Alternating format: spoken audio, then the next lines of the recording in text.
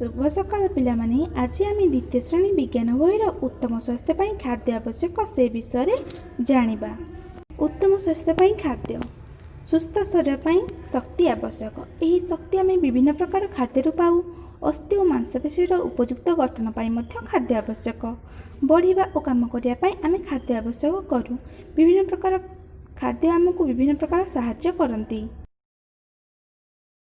अस्थि और मांसपेशी को दृढ़ करता खाद्य पदार्थ सेगुड़िक हेले माछ, मांस, अंडा, क्षीर, छेना, मटर, बुट और डाली इत्यादि। शरीर को शक्ति देउथिबा खाद्य पदार्थ सेगुड़िक हेले रुटी, लहुणी, आलू, भात, तैल, मिठा और चीनी इत्यादि।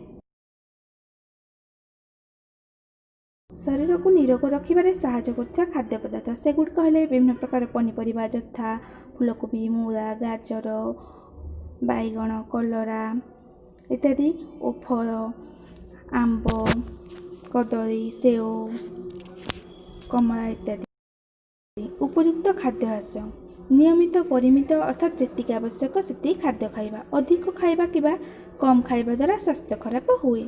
उपयुक्त समय नियमित व्यवधान रे खाइबा एवं घोड़ा होई रहितिबा तटका खाद्य खाइबा। 5 रे सबु प्रकार खाद्य मिसाई खाइबा। जल मध्य एक उत्तम खाद्य, तेणु यथेष्ट जल पीबा उचित। खाइबा पूर्व हाथ धोइबा और परिष्कार बासन रे खाइबा। यही सब खाद्याभ्यास मानिबा द्वारा आम शरीर सुस्थ होइथाए। तेणु आमे समस्ते यही 8टी खाद्याभ्यास को प्रतिदिन कार्य लगाइबा। धन्यवाद।